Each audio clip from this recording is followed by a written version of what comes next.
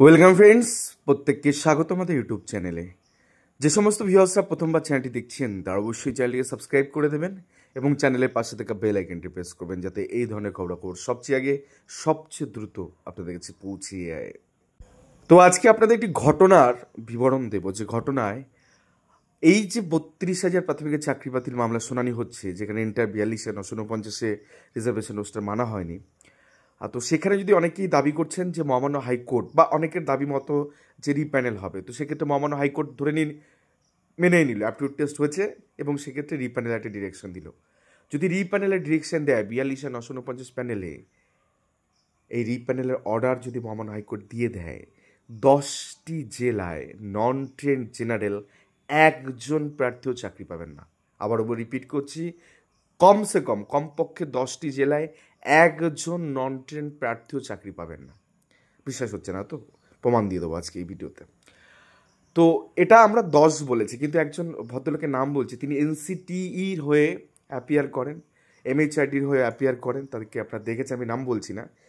তো তার জুনিয়র, তিনি দাদা, তার ভাই যিনি রয়েছেন তিনিও কিন্তু এই 32 রিগার্ডিং মামলায় কিন্তু জড়িত।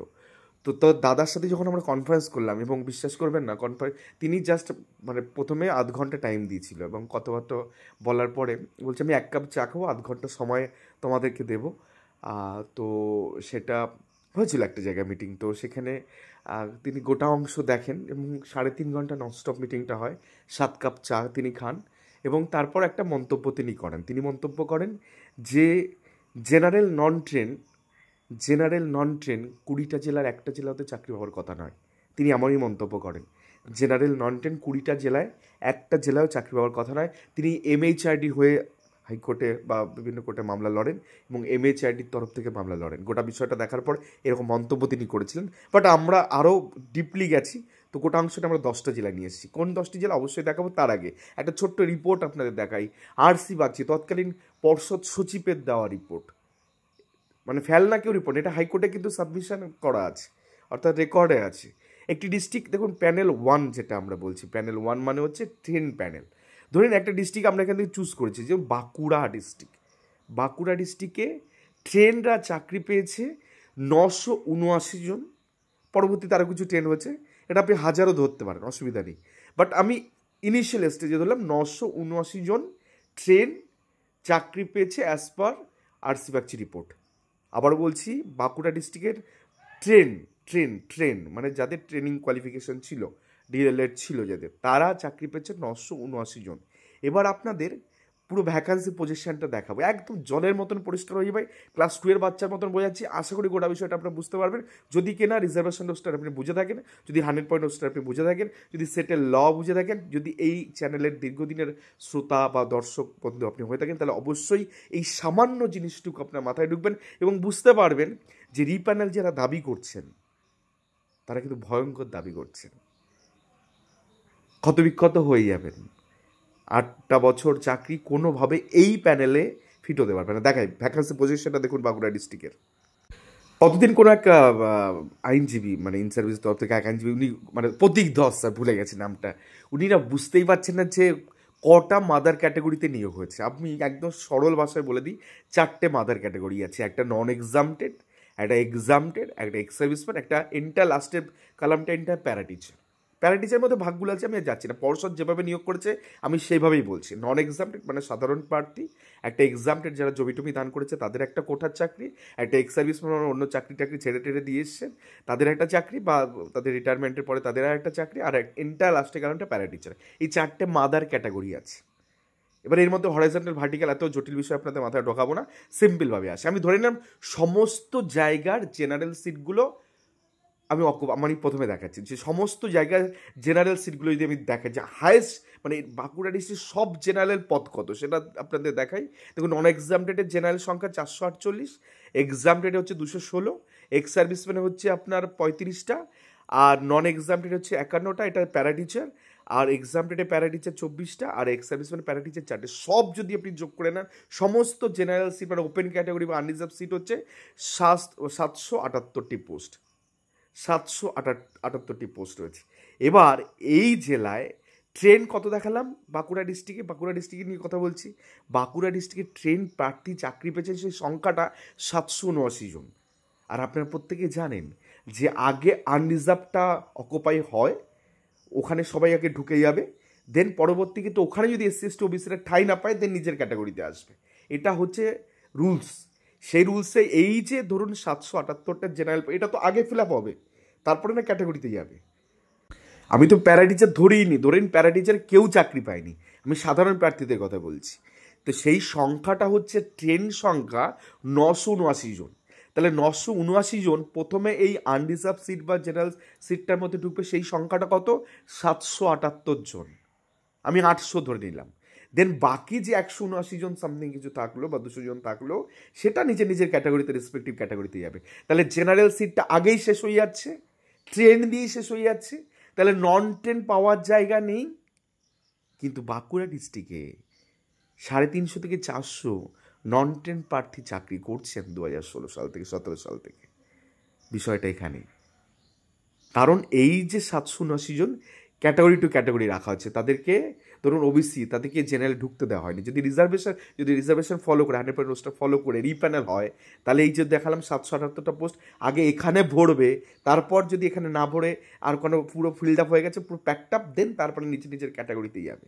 তো 100-200 জন তখন নিজের ক্যাটাগরিতেই যাবে, ওই দিক দিয়ে তখন খালি হবে non train, SC ST OBC A OBC B. বুঝতে পারছেন ডিস্ট্রিক্টে কি একজনও, মানে ভাবতে পারছেন একজনও জেনারেল নন ট্রেন চাকরি পাবে না বাঁকুড়া ডিস্ট্রিক্টে। তার কারণ ট্রেন নিয়ে তো ফিল আপ হয়ে গেছে মশাই, নন ট্রেন আসবে কোথায় প্রসঙ্গ? অথচ 350 থেকে 400 জন চাকরি করছে এই জেলায়। এক জেলার কথা নয় বর্দা, যা তথ্য আছে ভয়ঙ্কর বিস্ফোরক। বলছি না যে প্যানেলটাকে বাঁচানো শুধুমাত্র ইন সার্ভিসটা বাঁচাতে পারে, বঞ্চিতরা বাঁচাতে পারবে না। কারণ এই তথ্য তো তুলে ধরবে কোর্টে, এই তথ্য তো কোর্টে যাবেই, মানে গেছে, চলে গেছে অলরেডি। এবার এটাতে বঞ্চিতরাতে এই সাবমিশনগুলো রাখবে। ইন সার্ভিসদের কোর্টের বাইরে সেটেলমেন্ট করার জায়গা আছে, সেটা বুঝতে হবে। যাই হোক, 10টা ডিস্ট্রিক্ট আপনাদের একটু বলে দিই। অ্যাকচুয়ালি 10টা না 11টা ডিস্ট্রিক্ট হবে। কোন 11টা ডিস্ট্রিক্টে জেনারেল চাকরি হবার কথাই নয়, বা যদি রিপ্যানেল ডিরেকশন দেয় এন্টার 42 জেনারেল নন টেন চাকরি পাবেন না যে 10 জেলায়, একজনও হিসাব মতন আমাদের ক্যালকুলেশন তাই বলছে। আলিপুরদুয়ার, জলপাইগুড়ি, কোচবিহার, মালদা, মুর্শিদাবাদ, নদিয়া, হুগলি, 2 মেদিনীপুর, অর্থাৎ পূর্ব পশ্চিম 2টো মেদিনীপুর, বাঁকুড়া, বীরভূম, অর্থাৎ এই 11টা ডিস্ট্রিক্টে সম্ভাবনা একদম ক্ষীণ।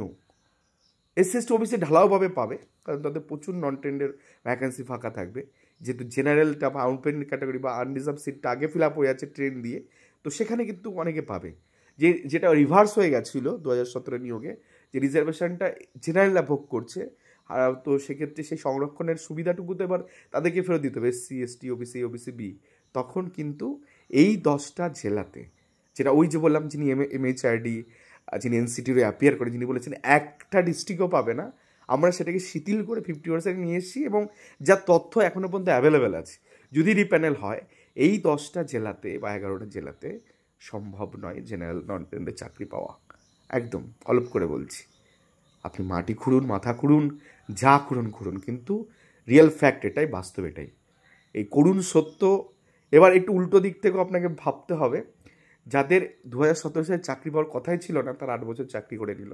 আর যারা চাকরি পাওয়ার কথা ছিল, তারা 8 বছর বাড়িতে থেকে বেকার, অন্য কিছু করছে, সংসারটাই অন্যরকম হয়ে গেছে, লাইফটাই চেঞ্জ হয়ে গেছে। তো এবার আমাদের দাবিটা কি, আমরা কি দাবি তুলছি? স্কুল সার্ভিস কমিশনের 26 চাকরি বাতিল মামলার এই যে এত বড় বাওয়াল খাড়া হলো না, সরকার তাদের যে মনের ভিতরের যে সুপ্ত বাসনা সেটা প্রকাশ করে দিচ্ছে। যারা টাকা দিয়ে পেয়েছে তাদেরকে রেখে দেওয়ার চেষ্টা করছে, মানে যোগ্যদের দূরে পাঠিয়ে অযোগ্যদের কাছে টেনে নিচ্ছে। তো একটা ইনজাস্টিস চলছে এবং সুপ্রিম কোর্টও সেটাকে প্রোটেকশন দিচ্ছে। সেখান থেকে দাঁড়িয়ে এই জটিল জায়গা থেকেও, এতগুলো জিনিস দেখার পরও আমি এখনও দাবি করব, ইন সার্ভিসদের চাকরি থেকে যাক, যারা পেয়েছেন চলুন, কনসিডার আমাদের তরফ থেকে, বঞ্চিতদের তরফ থেকে। বাট বঞ্চিতরা যতজন মামলা করেছে এই মামলার সাথে, দাবি তো রাখা হবে, অবশ্যই কড়া দাবি রাখা হবে যে এই ধরনের ইরেগুলারিটিগুলো হয়েছে এবং একজন বঞ্চিত কেউ যাতে বাইরে না থাকে। সেটা বঞ্চিত যদি জেনারেল হয়, এই ডিস্ট্রিক্টগুলোতে যদি জেনারেল হয়, আমি বলবো তারা যদি মামলা করে থাকে তাদেরকে চাকরি দেওয়া উচিত, যেমনটা 2009-এর ক্ষেত্রে দেওয়া হয়েছে। কোনো কাস্ট ক্যাটাগরি দেখা হয়নি, কোনো মেধা দেখা হয়নি। ও এবারে শূন্য পেয়ে স্কুলে পড়াতে গেছে, 9 ছেলে মেয়ে আছে, ও এবারে শূন্য পেয়ে কোর্ট অর্ডার করেছে, স্কুলে পড়াতে গেছে। এক্ষেত্রেও এদের তো নেই। আপনি 10 পা এমডি রাজুকে আপনি চাকরি দিয়েছেন 2017 প্যানেলে, 10 কারা পায় ভাই? প্রত্যেকেতে তো ইন্টারভিউ ছাড়া, অ্যাপটিটিউড টেস্ট ছাড়াই অনেকে 20 পেয়ে মালদার প্যানেলে চাকরি পায়নি। তো তাকে নিয়ে তো তুমি 8 বছর সংসার করলে, এবার এদেরকে নাও একটু, যাদের 12, 14, 15, 16, 18, 20 আছে, 22, 23, 24 আছে, তাদেরকে নাও। বঞ্চিতরা একজন পরে যদি থাকে তাহলে উল্টো রিয়াকশন করানো হবে। আর অবশ্যই প্রত্যেককে দিতে হবে, ক্যান করে যারা ঢুকে আছেন প্রত্যেকটাকে অ্যাকসেপ্ট করে ভাই চাকরি দিলে শর্ট আউট হয়ে যায় এখানে। আর বেশি নাড়াচাড়া করতে গেলে সুপ্রিম কোর্ট যাবে, এন্টার প্যানেল বাতিল হয়ে যাবে। ট্রেন্ড ধরুন ট্রেন্ডেরও যাবে, কারণ ট্রেন্ডে তো মানে অসামঞ্জস্যপূর্ণ তাদের সজ্জিত করা হয়েছে। ট্রেন্ডের জন্য মুর্শিদাবাদে ওবিসি চাকরি পায়নি, ট্রেন্ডের ভুলভালভাবে নিয়োগের জন্য। তো পদ্ধতিগত ভুল হচ্ছে, রিজার্ভেশন অনুষ্ঠানে ট্রেন্ড প্যানেলও মানা হয়নি। অনেক ব্যাপার আছে, পরবর্তী ক্ষেত্রে যাদের পুশ করে ট্রেন বানানো হয়েছে অনেককে, অনেক রকম অভিযোগ আছে। যাই হোক, গোটা বিষয়টা নিয়ে আমি ঢুকছি না, আপাতত খবর এটাই, এই 10 জেলা বা 11 জেলায় কিন্তু যদি রুল মেনটেন করা হয় বস, খবর আছে। আমি 11টা বলেছি, সংখ্যাটা আরও 2-3টে বেড়ে যেতে পারে, কিন্তু যতটুকুই আপাতত তথ্য আছে। কিন্তু টোটাল তো প্যানেল নেয়নি, প্যানেল দিলে অন্যরকম গল্প হয়ে যেত। তো খুব রিকাস্ট হলে খুব মুশকিল।